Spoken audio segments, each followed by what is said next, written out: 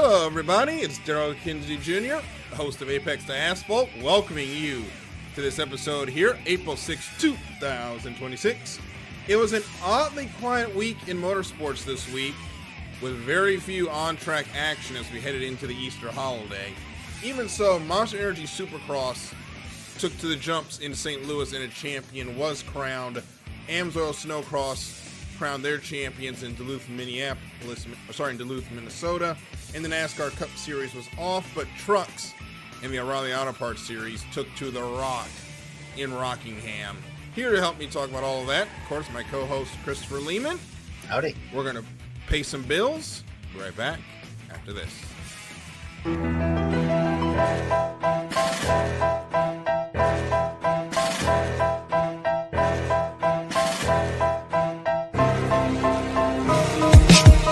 For the last 10 years, IE Sports Radio has been bringing you amazing content ranging from interviewing legendary athletes, coaches, and other authorized media personnel to building tailor-made shows dedicated to all major sports cities around the country. Make sure to follow us at IE Sports Radio on X, Instagram, Facebook, TikTok, and YouTube to keep up with the latest in sports and with all of our shows. Also, make sure to check out our daily updated website at iesportsradio.com. At iesportsradio.com, you can see our daily show schedule and check out all of our show pages with personal bios to learn a little bit more about each of our awesome hosts. In addition to our show pages, you can catch the iSports Radio blog, Hall of Fame, Fans of the Month page, and our merchandise shop including t-shirts, tank tops, caps, long sleeves, hoodies, and more. For now over a decade here at IE Sports Radio, we've continued to be by the fans, for the fans, and we thank you all for your support and for making IE Sports Radio your direct feed for all that is sports.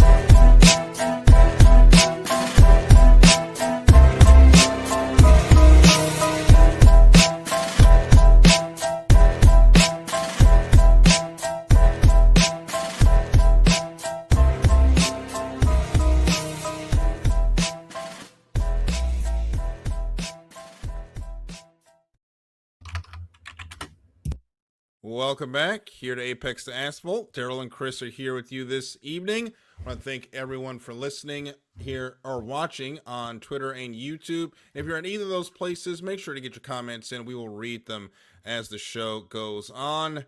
It is time for our weekend review, a very short weekend in review, and we'll start with Supercross as Hayden Deegan picked up the win and the championship at St. Louis, winning the 2026 250 West Championship, while in the 450s, Ken Roczen picks up a follows up his Birmingham win with another in St. Louis. Chris, what happened in Snowcross? Yeah, so the season finale in Duluth was wrapped up this past weekend. Victoria Dillon swept the Women's Pro-Am. Cam Cole clinched the Pro Light Championship in what is an instant classic on Friday. And then on Saturday, decided to make his pro debut, picked up a P6 there. And because he raced on Saturday, that allowed Adam Ashline, who's returning from injury, to pick up the win in the Pro Lights. Moving on to the Pro Series, Creighton Dillon wins on Friday, clinches the Pro Season Championship in a heat race on Saturday. And a name we haven't talked about in a while, Jordan LaBelle, picked up the win on Saturday. How about in NASCAR, Darryl? Well, the Cup Series, as we said, was off for Easter, but the O'Reilly Auto Parts guys and Craftsman Truck Series drivers still had to go to work this weekend. They were in Rockingham, North Carolina, and Corey Heim, despite not having a full-time ride, continues his domination in the Truck Series, beating Caden Honeycutt on Friday. And Saturday, William Sawalich picks up career win number 1 with his triumph in the NASCAR O'Reilly Auto Parts Series. And it is apropos that we discuss the race in Rockingham because Cletus McFarland, also known as Garrett Mitchell, was in that race. And there's been a lot of controversy around that particular individual. We've heard a lot of the comments really from his race in Daytona. A lot of people saying that he's bad for NASCAR. Others saying that he's a great gift to the sport. Chris, let's get into it. Cletus McFarland, good or bad for NASCAR? Let's go. You're muted. You got me now? Yeah, I got you. All right.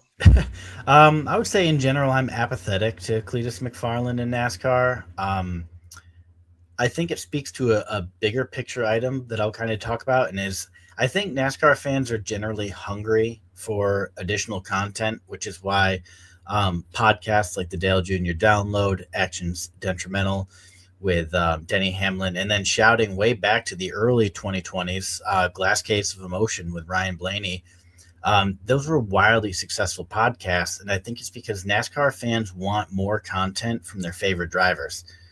Cletus McFarland is kind of on the precipice of filling that void, and it should be an eye-opener for other athletes that the fans want to get to know you better. So Cletus McFarland, if he has sustained success on the track, I think he's going to be taking some fans away from drivers. I'm not really apathetic to the situation. I'm more confused at where the hostility is coming from. We've heard a lot of conversations about the NASCAR, that the NASCAR approval process is broken. The NASCAR approval process is broken. NASCAR's never really, at least to us, the fans, had a firm qualification process other than, do you have money and have you driven a race car at a better than average level? Cletus has done a lot for grassroots motorsports with his Freedom Factory down in Florida, and has hosted several big money outlaw drag races at the drag strip there, and a few tongue-in-cheek events like the Nissan Altima race that was absolutely hilarious. You can go watch it on his YouTube channel, at the Circle track that's on the same property. Cletus, also known as Garrett Mitchell, is also an accomplished drag racer. He's had several outlaw drag race wins, both at the Freedom Factory in Texas and as well at the Haltech World Cup Finals here in Maryland. And he's got several records attached to his name. So it's not like he's doing racing as a hobby, as we've lost Chris's camera. Chris, can we still hear you? Can you hear me? I can hear you. We just can't see you. That is so strange.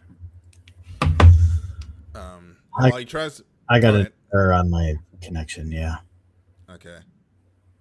While that goes on, while he can still hear us, I'll keep sharing my thought, which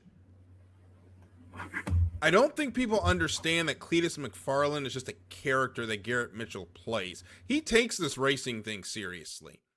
And his entire deal has been trying to make it more accessible and more fun, because we know racing is extremely expensive. And with some of the races that he's had down at the Freedom Factory at the Circle track, he's made it inexpensive with the Crown Vic races and the Ultima races that he's had down there. Those have been races for folks to just bring cheap $500 to $1,000 junk cars, go out there and have some fun. And I think building that brand and that activity kind of hurt his credibility when he tries to come do serious racing, because people only see him as the joke character. But Garrett does take this seriously. He said it himself after the O'Reilly race, where he finished 32nd, spun twice on his own, that he knows there's more work that he has to do. He's under no illusion that he's going to come in and dominate in NASCAR. I don't even think that's his thought. I think he just wants to get there and said, I've got to live out my dream. I got to race in NASCAR. And he's also got to do some cool things with getting into NASCAR. I think it was last week they took the Crown Victorias out around Talladega and set a speed record for Crown Vics. He's having a lot of fun, and he's bringing a lot of eyes to our sport. And Chris, I just don't get the negativity. Yeah, like I said, in general, I'm apathetic to it. I don't see it as a negative or a positive. I don't know. I don't really care, to be completely honest with you. It does not affect my life in any way, shape, or form. So, yeah, but I guess I would lean more towards in favor, just because, like I said, it is going to open the eyes of drivers, that their fans do want more content. And I think if it drives some people to be more engaging with the fans, then I would say that he's a net positive. And it goes to the point of, and I'll go to this point where it comes to the NASCAR approval system. Should NASCAR come up with a super license-esque system? It seems like the fans would like some sort of concrete approval process to get people up through the NASCAR ladder that we've kind of created in our minds, but hasn't really been the process, other than Xfinity being, or now O'Reilly being, the proving ground for Cup, and the Truck Series was kind of its own thing with a mix of veterans and rookies on its own. So do they need to go the super license route and say, you got to go to, let's say, Big Arca. You got to get this many points on Big Arca, then you can go to Trucks. And you get this many points over 3 or 4 years, then you can go to O'Reilly.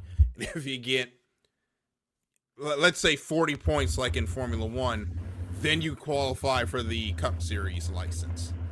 Do we want to see something like that? And is it even, can you get the other series to agree on being a part of this point standings? Because I'm telling you, the same way that people complain about how the other series in the FIA system get their points is the same way people are going to complain, or even more, when NASCAR is arbitrarily placing points values on series that they don't even manage. Yeah. I would agree. Yeah, I don't know if I could really say it better. Mm-hmm. Going back to what you said about, almost adopting like a super license points, people would like it until someone they wanted didn't get in. Mm-hmm.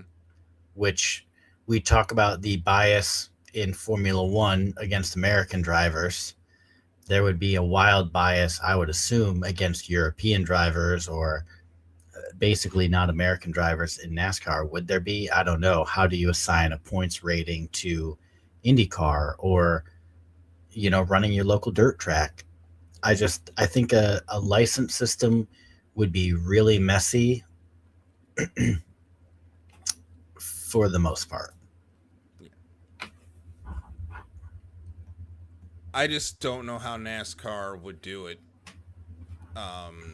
And how would you get buy-in from the Dirt Series to put their names on it if they wanted to be a part of the system?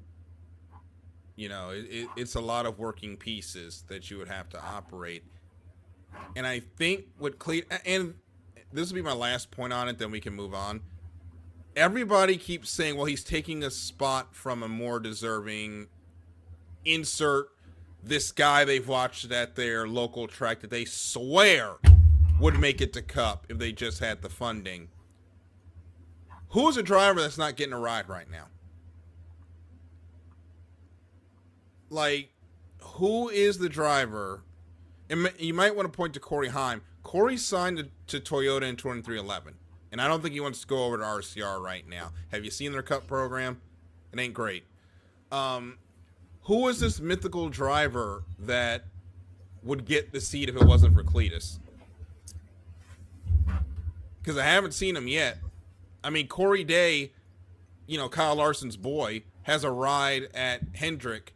They made that ride just for him because he was Kyle Larson's boy. Like, I don't really know where you're going to... I don't see these mythical drivers that aren't getting rides because Cletus got a ride. And if you want that driver to get a ride, the next time you're at a dirt track, pay for a tire. Maybe pay for his fuel bill. Put your money where your mind... It goes further than buying a t-shirt. if you really want to see that guy go to the next level. You know, go to the track and say, hey, here's $200 off your fuel bill on me. Like, do something like that. Get your not hands dirty, but be the change you want to see. And help that guy lower his bill so he can go racing more and maybe get to the Cup Series like you think he can. Yeah. Yeah, absolutely. It all starts down in, the quote unquote low series. So get out there and support your local tracks. Yep.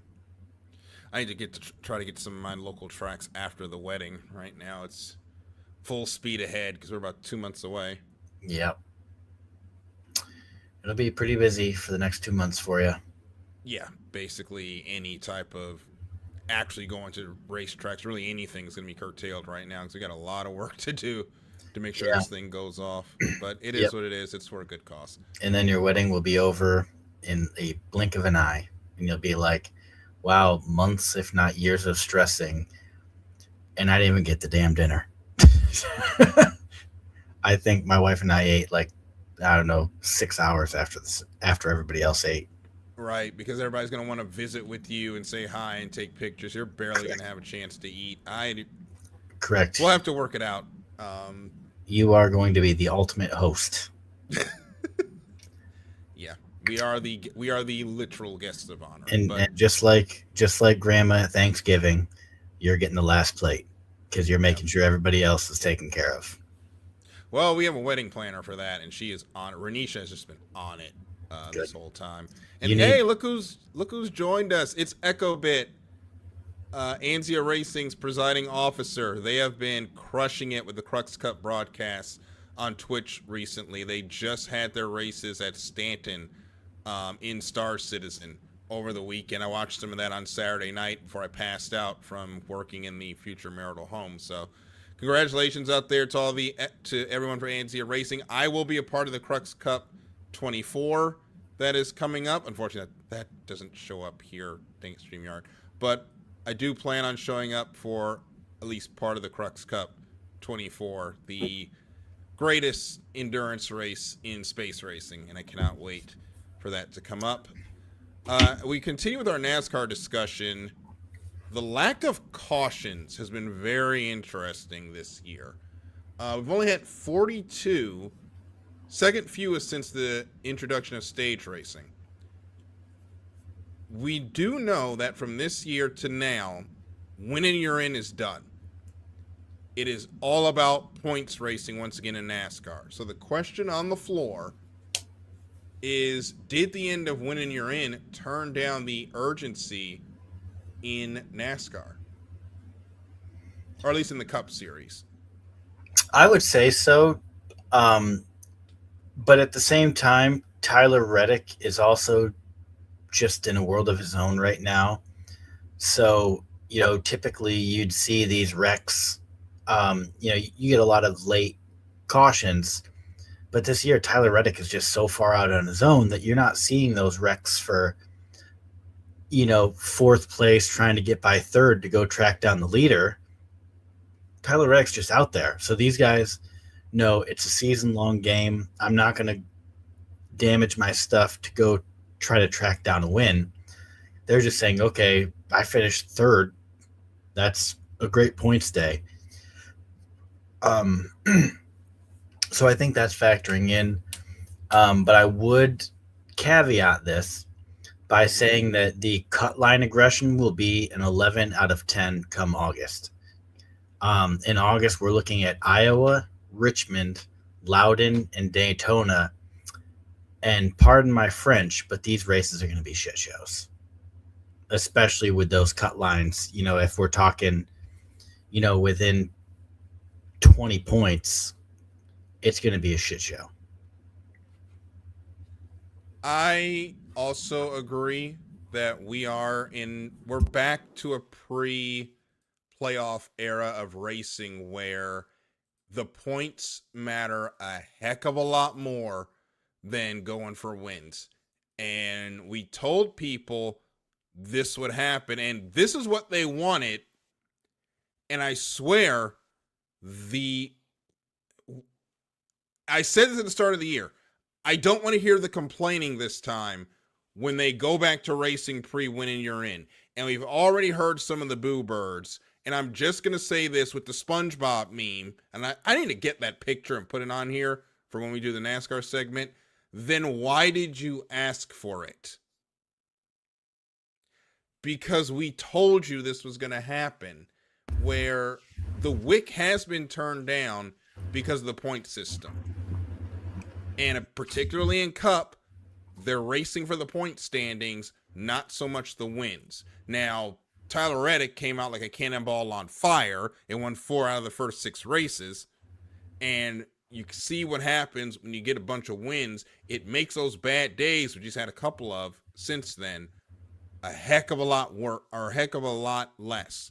However, you look at his teammate, Bubba Wallace, who had 2 terrible days in a row, and he went from 3rd to 11th in points in 2 weekends, and there is no winning you're in safety net to save you this time. So, particularly the Cup drivers, they're doing that arithmetic with 15 to go, or even at 40 to go. Is it worth this low percentage move if it's going to cost me points that could keep me out of the chase? And there's a lot of that arithmetic and business decisions that are going on now. But what I will also say about the next gen car, it is very temperamental with temperature. And it has been cold in a lot of these races to start the year. When it's cold, the cars are a lot harder to handle with these low profile tires, and the drivers are more hanging on than they are racing each other. When it gets hot this summer, I expect the cautions to start going up, because that is when the tracks are going to get greasy, they're going to get slippery, and there's going to be more loss of control issues. And to your point, Chris, when we are getting to that cut line, those guys in 17th, 18th, they got to go. And they can't wait till Daytona. They got to go at really the middle of May. They got to start making moves. So I think as we get closer to that chase cut line, I think our caution numbers are going to go up, because the anxiety level of those outside the chase is going to start ratcheting up. Yeah, absolutely. And I also wonder if, to a degree, if we're going to see some dirty racing. If you know what I mean, if we're going to see some competitors dumping each other to get a points advantage, which I could definitely see going back to the Michael Waltrip racing days of, not necessarily spin gate, but spin the guy you're racing in the championship gate. Mm-hmm. So I would just say that I really hope that they keep it clean, and I feel like they should. Mm-hmm. But then we'd also have to discuss whether NASCAR should allow fighting like hockey, which I'm an advocate for. I'm going to step in and say this. NASCAR wants to see more rivalries and more people getting mad outside the track, outside the car after the race, so they can sell those clips online. You're not going to get that where if you throw a punch, it's a $50,000 fine, NASCAR.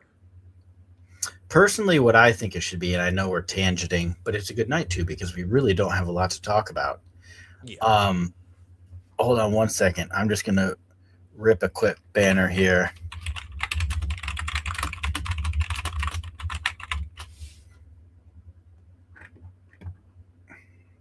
Where'd you go? There we go. Absolutely, you should be allowed to throw a punch after a race. And I would say that, like hockey, it should be where if the two parties are still standing, you're free to go at it. But once one person drops to the ground, over and done with, then you get your fine. If you keep throwing punches after they're down. My situation with this, I'll even go here with it. If you do it on the grandstand, if you do it on the front stretch, I'm going to give you extra $5,000. if you do it in my garage, you're going to miss a week. If you're going to fight, you're going to do it on pit lane where we can make some money off it, or you're not going to fight at all. And I can't say I came up with that. There was a promoter that in the old days that said, if you fight on my front stretch, I give you extra $100. Yeah. Grassroots race. But I think we gotta allow the drivers to let the aggression and the anger out. Because perfect example at Vegas. Remember when Chastain and Suarez got into it? I wanted to see somebody throw a punch. Like the two former teammates, we know Daniel feels slighted leaving that team. He was pissed off at Ross. If he had just thrown a punch with no penalty, do you know the stories we would be talking about into the next week because of that? Like, we are robbing our storylines because we're chasing this thing where we don't want the drivers to fight for whatever reason. And the thing I hate, and this is what I hate about it, let the drivers decide it. I don't need to see 50,000 people jumping into the middle trying to break it up. Yeah. If you let the drivers deal with it, if you're not a driver and you get into the fight, you miss 5 weeks. That's my thing. The only person that should be getting in the middle is either the state trooper or the NASCAR official to break up the fight. And only Other when than that, I don't want to see anybody jumping in the middle of a fight. And only when someone yields. Yeah. As long as those two are standing, consenting to this fight, no one breaks it up. Yeah, hockey rules. I like it.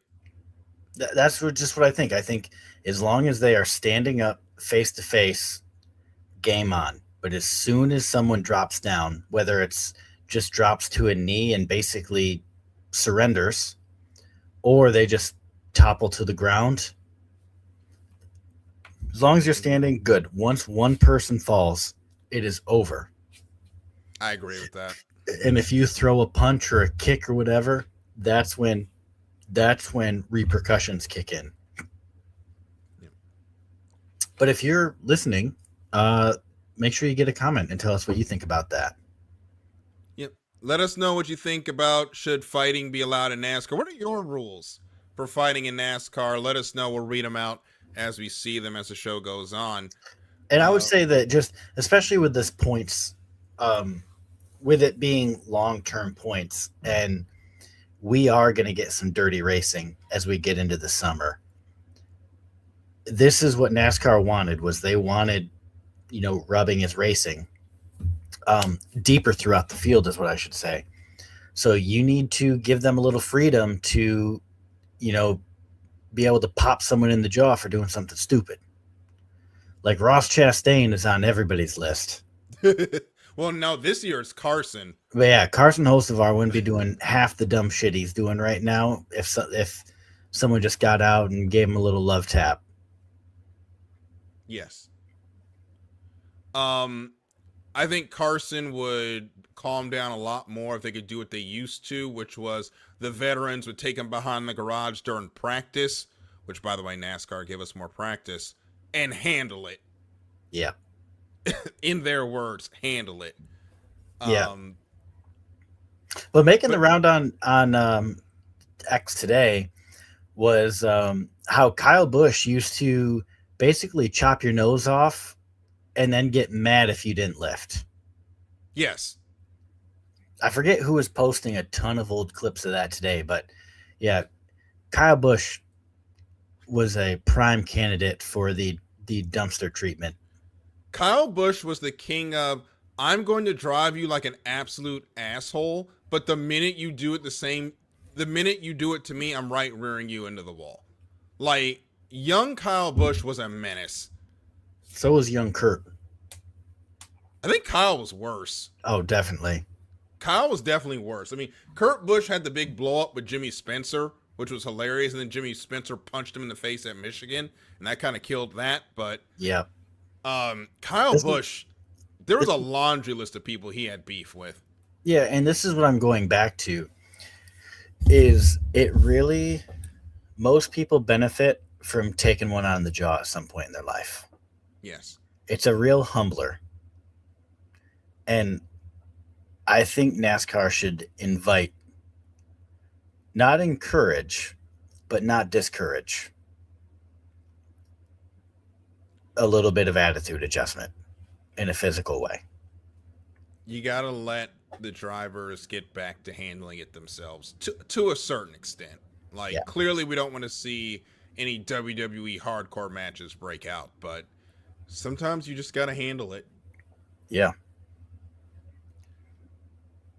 So again, let us know what you feel about NASCAR and fighting during the show. We'll read those comments out as we get them. We're going to move into the Amsoil Snowcross season. Season in review. The champions have been named. Unfortunately, though, we will see no history this year, as Avery Hemmer did not have the weekend to her standards. The rookie started the Women's Pro-Am season with a win, never looked back. Through 16 races, she had 13 podiums, 11 wins, swept 5 of 8 race weekends, 4 of those consecutively, and fell short of tying the record by 1 win. On Friday night, she was leading the race and had a mechanical issue that put her out. At only 14 years of age, though, she's got more than enough time to take shots at that record. And this summer, she's going to go out and race off-road trucks. And when I was 14, I could only live my NASCAR dreams on NASCAR Thunder 2004. This 14-year-old just dominated a snowcross season, and then is going to go drive dirt trucks for the summer. And she's really good at the dirt trucks as well. Yeah. Looking at the pro light class, Cameron Cole's dominance was not what I would say is loud as Hemmer's, but it was certainly mighty. He had 8 wins, a flurry of podiums, and that consistency led him to a championship. Despite being a whole shot king, because throughout the season he was known for grabbing the whole shot and just setting the pace and telling people, come get me. And no one did, obviously. Friday's finale was an instant classic, though. Cole could have settled for a P2 finish, and he would have still clinched the championship. But Drew Freeland took the whole shot, and Cole was not content. So they raced really aggressively on each other. Freeland had the preferred line and shut down every attempt that Cam Cole made. But a final drag race down the start-finish line led to Cole beating Freeland by 0.031 seconds, which is a photo finish if there ever was one. And then, as we stated earlier, Cole did not race the Pro Light on Saturday and decided that he would make his debut in the Pro Series, where he ended up picking up a P6 finish in his first start. And then going to the Pro Series, we had Creighton Dillon, who had a really quietly successful rookie season. He only had 3 wins on the season, but he did finish the season with 13 consecutive podiums. So Dillon often starts mid-pack and then has to navigate his way up through the field. So if he can sort that out for next season, Creighton Dillon is probably your odds-on favorite to go back-to-back. But, Snowcross, it was a great season, especially in the Pro Series. The Women's Pro-Am and the Pro Lights were pretty much settled a couple weeks ago. But Creighton Dillon didn't take the lead in the Pro Series until just a few weeks ago, and he never had more than, 1 race lead on anybody else. So it was good. I was a little disappointed that he clinched it in the heat races, though. I was kind of hoping for a last minute down to the final, but that didn't happen. Jordan LaBelle ended up winning the final on Friday. So it would have been more fun if we had like a tighter points battle. But you have any thoughts on the 2026 Snowcross season, Darryl? This is my first time following it seriously week to week, and I think Snowcross is an incredible winter series. They are doing stuff with these sleds that are absolutely shouldn't be done. A couple of weeks ago, that picture of the sled 30 feet in the air has just burned into my mind. It was an incredible season, and I can't wait till next winter to do it all again. They've got a new fan week to week heading into next season. I think they got a couple, because I think Freddie's gotten interested in it too. Yes. But no, it's been great, and it's pretty cool. Hopefully we'll get credentialed for next year. They interacted with us quite a bit on Twitter, or well, X. Retweeted us a bunch of times, actually, because there's really not a lot of podcasts or other news media organizations that cover the sport. So next year I'm going to try very hard to get accredited so that we can show some photo and video and kind of give a little bit more comprehensive of coverage. But I'm glad that Freddie and Darryl, I'm glad that I made fans out of you guys. I would tell you to go back and watch the old days of Blair Morgan and Tucker Hibbert and kind of the era that I grew up in the early 2000s. And Blair was more like late 90s. But that was like the heyday of snowcross. That was some good racing. But yeah, it's just such a fun series, and it's only 8 weekends, so it's quick. But yeah, I'm glad you guys liked it. So we are going to take a break. When we come back, we've got some Formula One spring break news to get to, and getting ready for Taupo with some supercar news as well. And the V8 truthers in Formula One might be happy with some of the conversation that's going on. We'll talk about this on the other side of this break here on Apex to Asphalt on IE Sports Radio, your direct feed for all that is sports.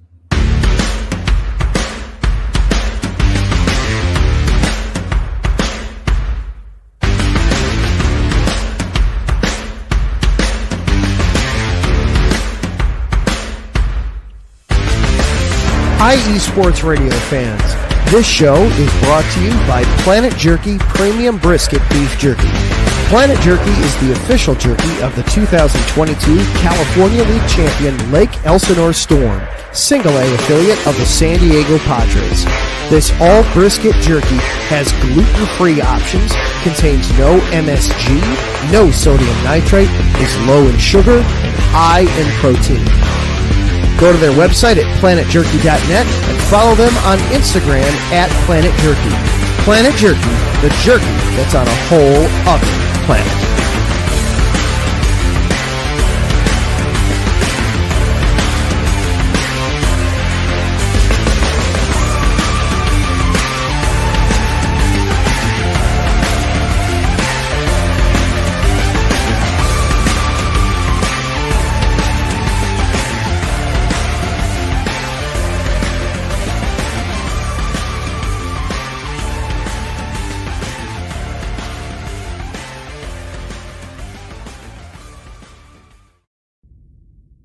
Rise and shine. It's 4 a.m. The stars are still out. The sun is beneath the horizon, but it's time to punch in and go to work.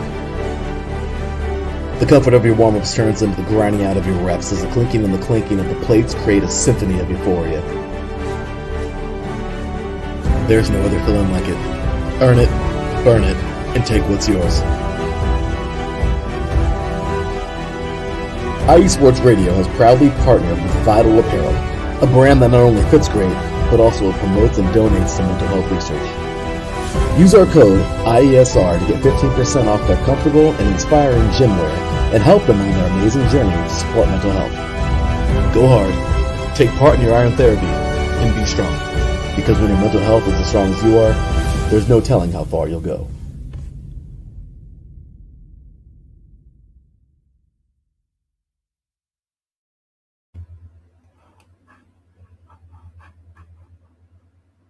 And we're back here on Apex to Asphalt, IE Sports Radio, your direct feed for all that is sports.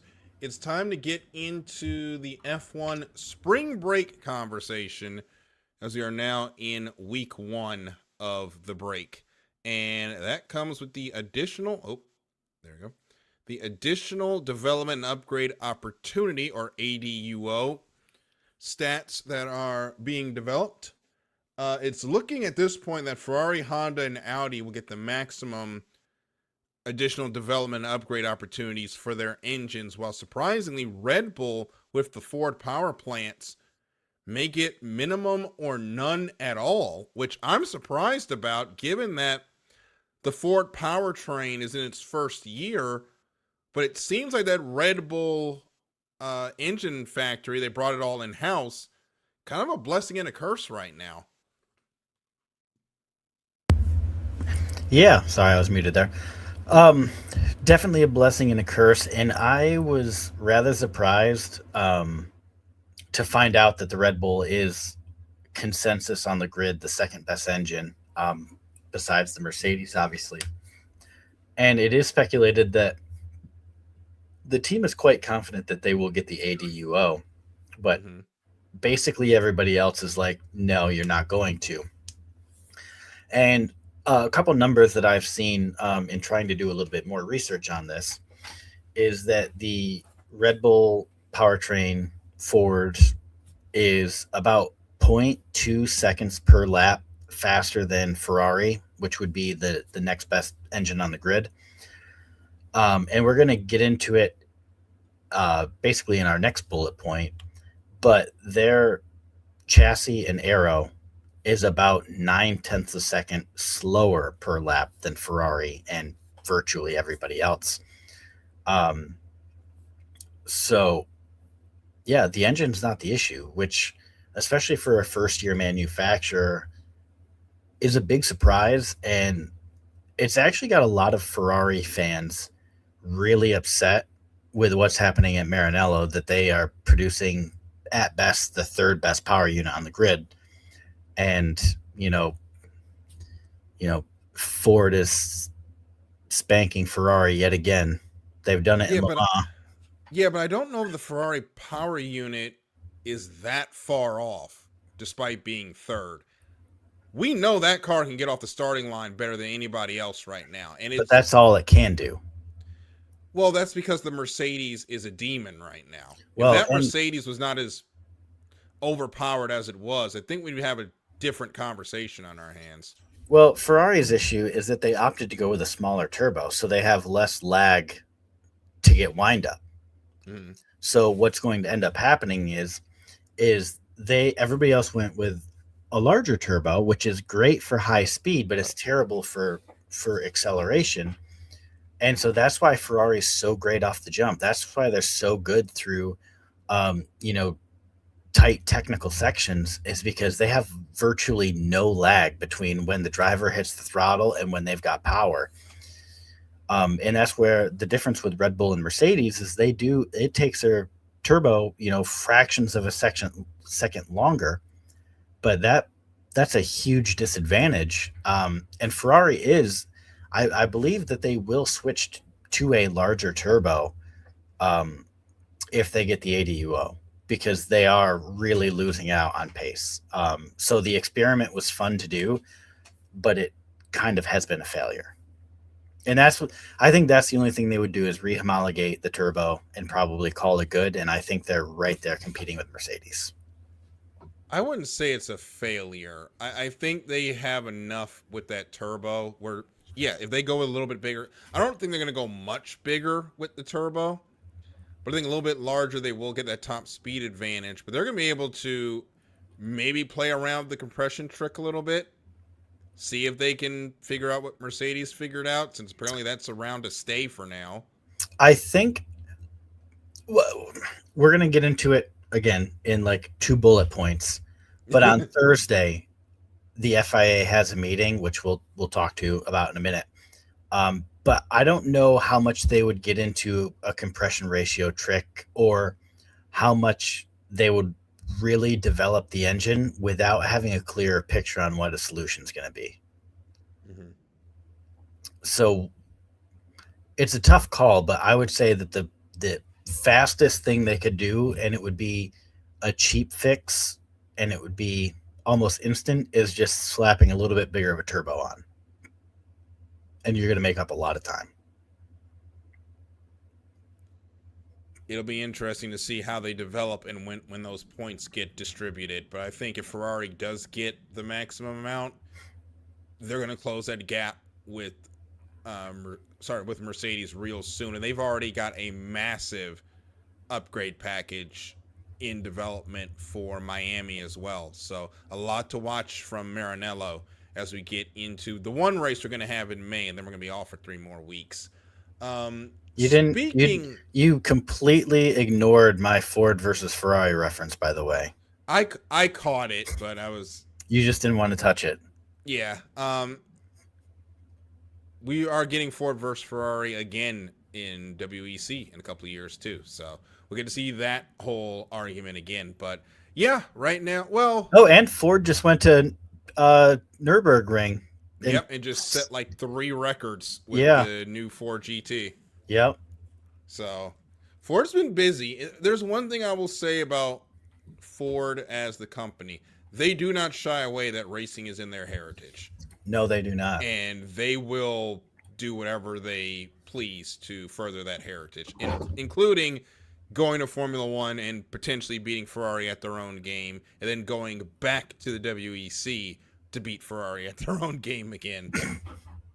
Which is kind of funny. Yes. Speaking of Formula One and the engines, there's supposed to be a meeting with the FIA on April 9th. It was supposed to be a check-in on the rules package, but as Chris has said here, it's a crisis summit with the 2026 rules. And I think that came after the Ollie Behrman accident at Japan, that something has to be done. It's a direct result of that, Darryl.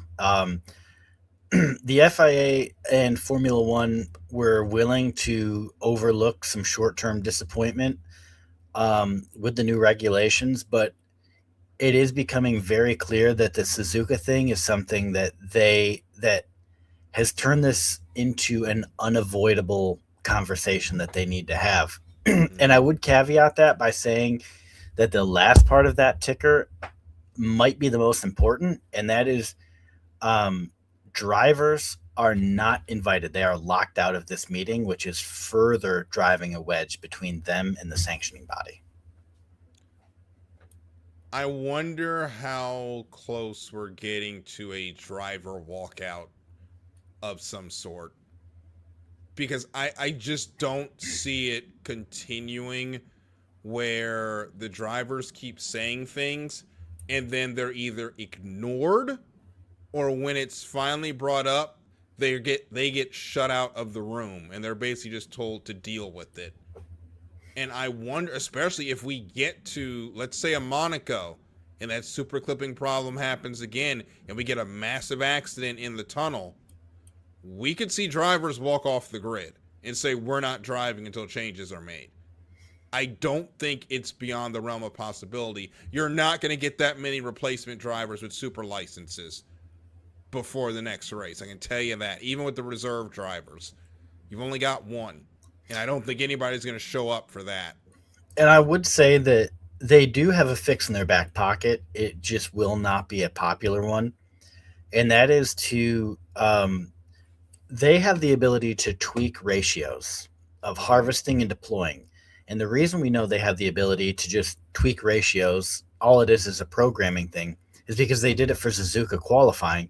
They decided on Wednesday, hey, we're going to reduce the amount that you can charge per lap from 9 megajoules to 8. And they did that. So we know that all it is it's a programming thing. So I think that what we could see, and this is going to be like the fastest fix, albeit unpopular, because the cars will go slower, but they're going to increase the rate of harvesting. Or at least be able to, if they can make you harvest faster, they'll increase the rate of harvesting, like how quickly it can be done. But the biggest component is they're going to change how quickly it's deployed, because the way it works now is it's a power dump. Mm-hmm. You get 50 to 100 because it's 50%. So you go 50 to 100 in the course of a fraction of a second. It's instantaneous. Whereas now you might only get it's just going to be a much slower deployment, and it's going to stop the super clipping. So the cars will go slower, but going back to the Suzuka issue with that accident with Ali Behrman, you're not going to get a car coming up on another car 100 kilometers an hour faster. So I think that is what we're going to see come out of this, is they're going to make a tweak or two to the harvesting and deployment rates. You heard it here first. That's really their only short-term option, but long-term, they've got to find some way of fixing this issue. Now, there was a rumor, and there's going to be a lot of engine rumors coming around now, so take all of this with a grain of salt, that they are considering going to V8 engines, possibly without the hybrid unit. Now, my issue is that the V6 engines are not the problem. It is the fact that you've screwed up the hybrid that is the issue. The hybrid wasn't even the issue before now. They took off the MGU-H and then put too much reliance on the electric battery. So I don't think I don't think taking away the hybrid just solves every problem. It is going to make the old fogies happy, but you're effectively taking a step back from what Formula One is supposed to be if you do this, which is supposed to be the cutting edge of technology. Yeah, I would say that the transition from, internal combustion to electric, you can't be too far ahead of the curve on that. You should actually maybe be a little behind, and develop that technology elsewhere and then bring it in. Well, they have it at WEC, and they don't have these issues. Like the hypercar class, except for a couple, are hybrids, and they're awesome. So what are we missing in Formula One? Because it's a fundamental difference in the deployment of the hybridization. So endurance uses it for efficiency. Think about it. They use it on pit road. It's more of an efficiency thing. It's not 50% of the power. That's where Formula One got it wrong, is it was intended to be the be-all, end-all for DRS. It was supposed to somehow compete with like IndyCar's overtake mode. And they just went the 50% ice, 50% electric was doomed from the start. Agreed. It was never going to work. But we're not at the level of deployment and recharge where we can do 50-50 effectively. I don't know why they went that aggressive. I think 60 or 70-30 would have been perfect for now. It should work way too far. Yeah. And realistically, where our batteries are right now is we don't have the technology to really do this yet. And sure, we can develop it here, but think about like Oracle, who just signed the largest sponsorship in Formula One history. They're not going to stick around if no one's watching. HP with Ferrari, they're $100 million a year too, just like Oracle is. They're not sticking around if no one's watching. Sponsors pay money for exposure. And the longer that this drags on and gets bad press, sure, no press is bad press. But nobody watching or caring about the press is bad press. As someone who has been a reporter, I can tell you that there is a such thing as bad press. Well, of course, but you know the saying. Yeah, the saying is wrong, unfortunately. Or fortunately, I don't know. It depends on where you are in the job, but yeah. I mean, we can tell the bad press right now for Formula One that we talked about last week with Ollie almost getting hurt. They got a lot that they have to work on, and getting rid of the hybrid entirely is not the answer, because that's just a band-aid on the fact that you had people making rules without understanding whether or not we were ready to go that far. Yeah. So we'll continue with our Formula One conversation. Talking about bad press. Yeah. Going into Chris's favorite team with Red Bull. No, you didn't read the bottom, Darryl. What's scrolling? What's scrolling? Oh, we're going there first. Yeah, this one kind of came out of left field, where Lewis Hamilton and Kim Kardashian were seen hanging out during the off season. She has been in a race, I believe, since then, and she was in Lewis's Tokyo Drift video. So at this point, they are hard launching that relationship. And I will say the same thing I said a couple of weeks ago. I think Kim being there kind of cancels out the Ferrari curse, and now the team is doing pretty good. So maybe this is what Lewis needs to steady himself. And he's actually been happier for the first time in God knows how long. So I'll let the guy have his relationship. What do you think? There's a curse there. And maybe it is curse busting the Ferrari thing, but until Lewis, what I should say is, with this car, Lewis should be in line for a win this season. That is the hope. So with that being said, if Charles gets a win or two and Lewis does not get one, everybody and their brother is going to be pointing at Kim Kardashian. Everybody's going to be talking about the Kardashian curse at that point. I think you're right. If Lewis gets less podiums than Charles, everybody is pointing at Kim Kardashian. As long as they're actually like dating and not just whatever, friends with benefiting or whatever else, just hanging out. It seems like they may be dating. I would have to say so. Going on at this point, which good for them. Yeah. Both of them have kind of needed it. Now we can go into the situation at your team, unfortunately, where Pierre Wache. So Chris, take us through this one. What's going on with Pierre? It sounds like his seat is scalding right now.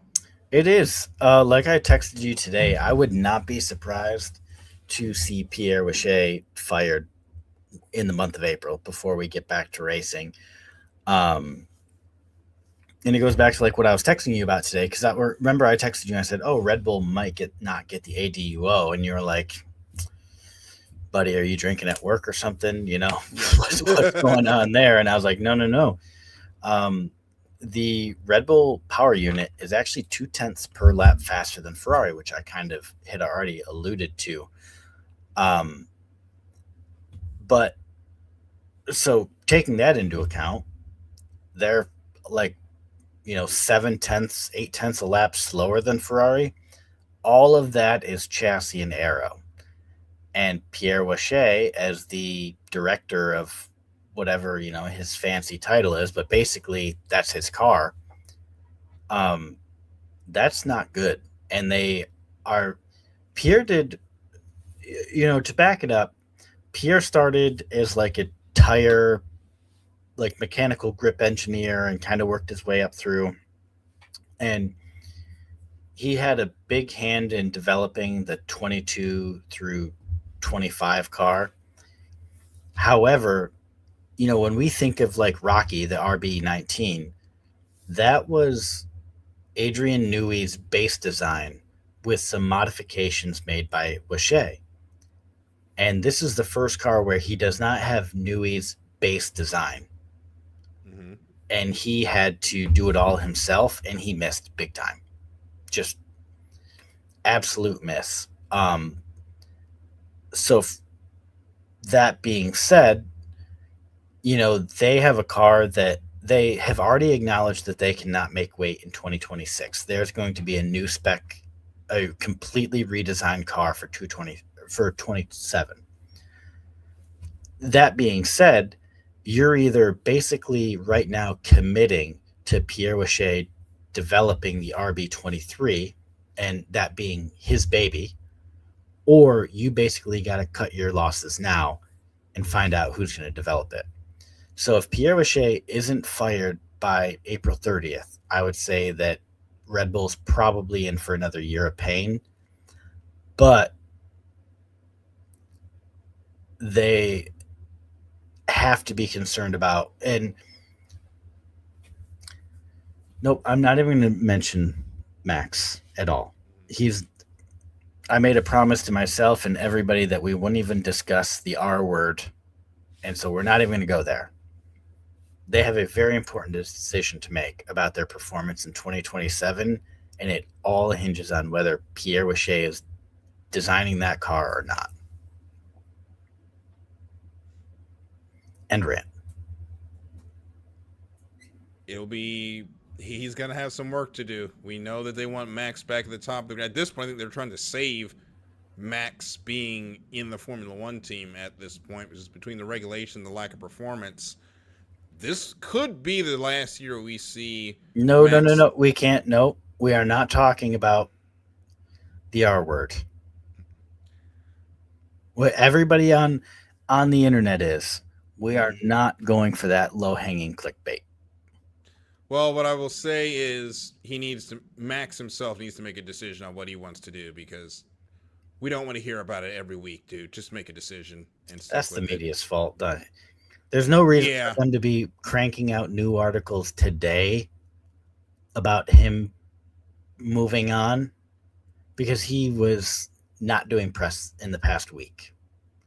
So the fact that they're still cranking out articles today is it's just all a media thing. They're just chasing clicks is all it is. It's despicable. Yes. I am tired of the Max will he or won't he question. I think everybody's got their hand in that, and it's time to give it a rest. The reporters just need to ask some different questions, because they ask them the same question repackaged 50 different ways. Mm-hmm. Just ask something original. I don't think anybody's asked about being a dad yet this year. Ask him what he's doing, how he's liking being a dad. How is it with your kid being a little bit older and acknowledging your existence? But they don't. They just say, what are you doing in 27? Going to be a full-time dad? Yeah. You know what I mean? Just have a little, you are a reporter. You got to have a little originality. Yeah, at this point, we've asked the question enough. It'd be time to move on to something else. Yeah. But I think right now the more pressing issue is the safety concerns with this super clipping and how they're going to fix that. But that's not a Max question. That's a FIA question. Correct. And we should have a little bit more information again after the meeting on April 9th.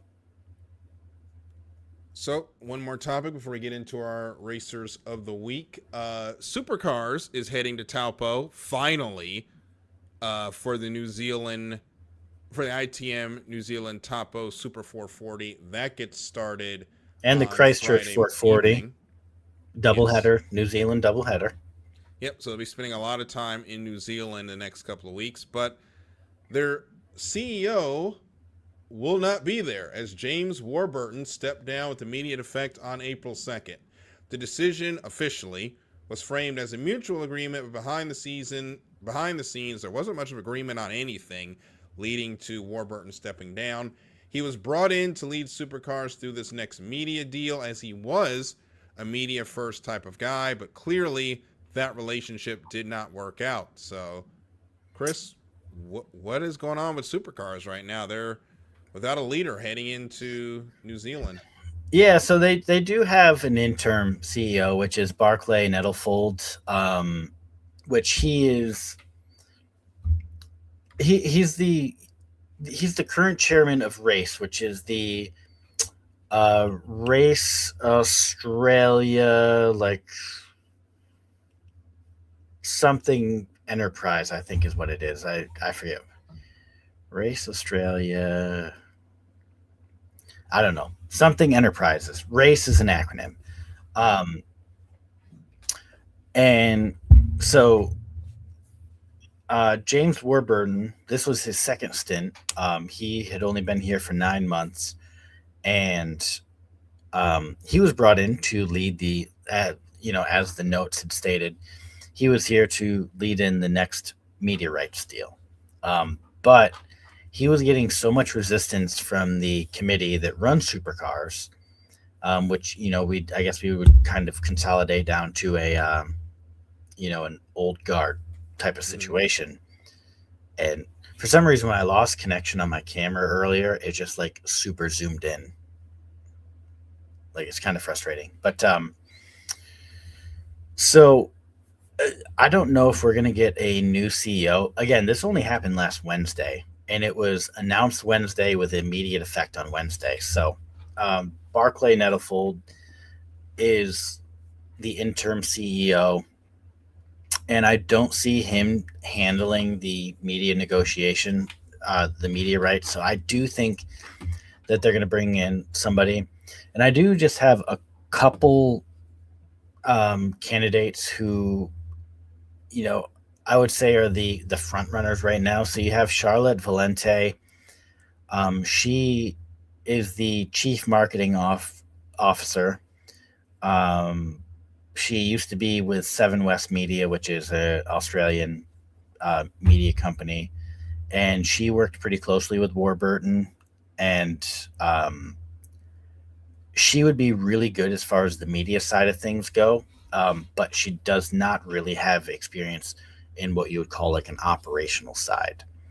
You've got Shane Howard, who is the former CEO that Warburton replaced, and he was kind of forced to step down to make room for Warburton. So,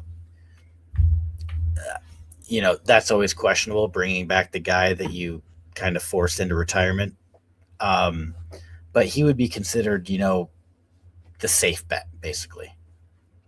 You got Roland Dane, who's the former Triple Eight boss, and is the current team principal for Premier Racing. I don't know if he leaves that role, but he could do, it's possible, but I don't see it as likely. You got David Noble, who is the former CEO of Dick Johnson Racing. And I would say that he would actually be a really good underdog pick. I don't think he's a likely pick. But he would be a really good underdog pick. And I have not seen his name very often linked to it. So it's, again, probably unlikely. But I did see a couple people notice it, and I do think that would be intriguing. And then there's also Matt White, who I think is like the most dark horse candidate there is. Not to be confused with our Matt White. Yeah, not to be confused with friend of the show, Matt White. But no, but the thing is Matt is like a media guy, but he does have executive experience with the race board, which is, again, the Race Australia something enterprise. But again, he's a media guy, and so he would be really good. But I don't think he's going to, because he just signed some mega deals with Seven West Media. So that's really unlikely. But I would say that it came as a big shock, Warburton stepping down. But when you actually take a little time and research what was going on behind the scenes, it's really not all that surprising. That being said, supercars is, in my opinion, the best racing on the planet. And it's highly affordable to watch right now, Darryl, as you also subscribe to the SuperView. It's $6.99 a month. And I do worry that with the new media rights deal in 2025, supercars saw a 40% jump in digital engagement. So that makes me worried that we're going to have a price bump, especially with Sky Sports if they get the rights. So yeah, that is the big concern for all of us. Right now, it's extremely affordable for an American to check it out, and any rights deal they do, inevitably, there's going to be a price hike. It's just a question of how much is that price hike going to be? Yeah, precisely. So, I don't think anything's happening this week. I don't think anything's happening next week because everybody's traveled to New Zealand. But I would expect them to start probably a search after the New Zealand doubleheader.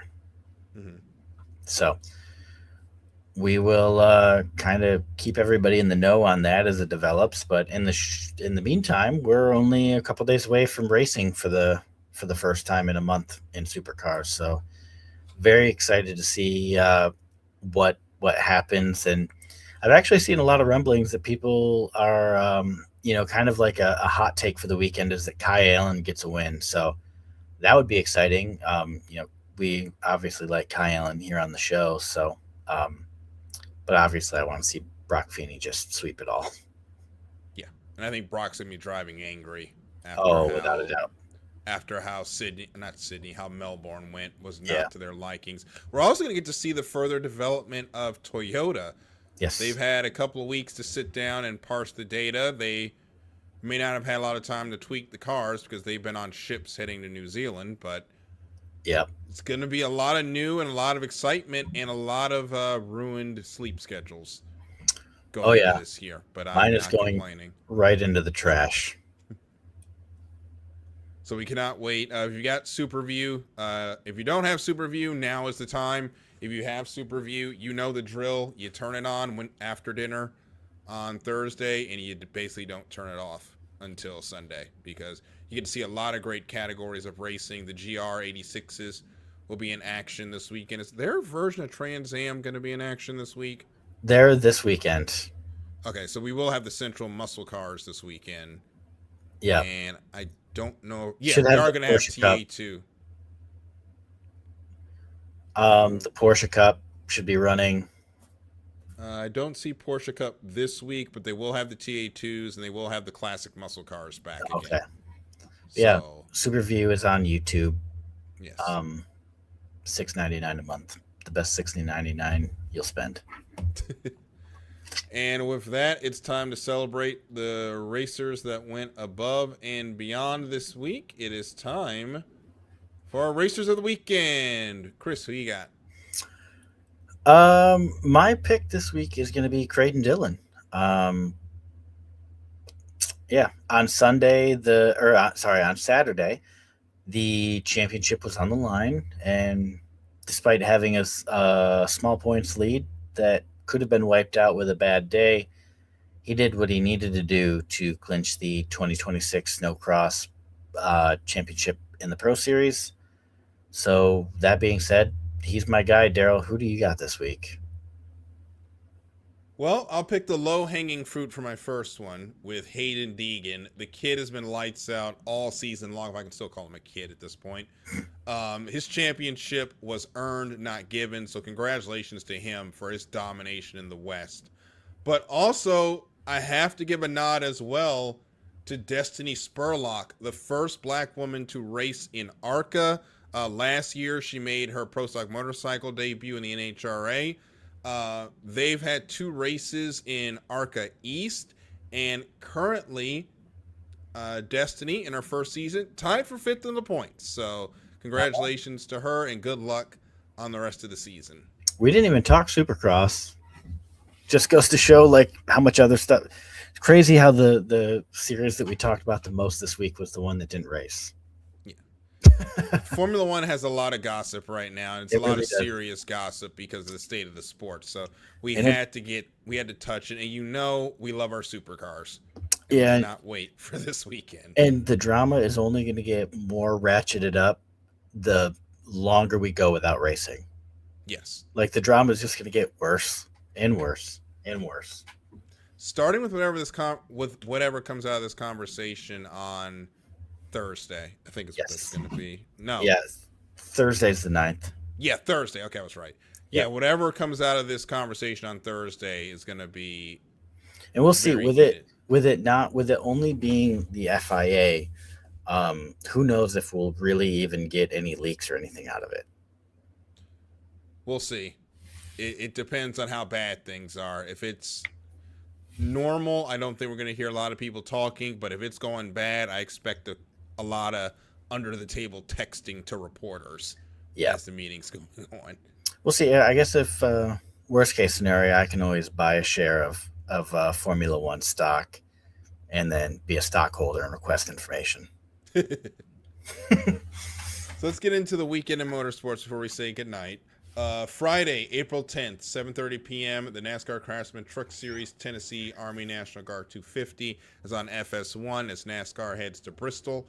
At 8:55, the ITM Taupo Super 440 Race 1 for Supercars launches on Superview on YouTube.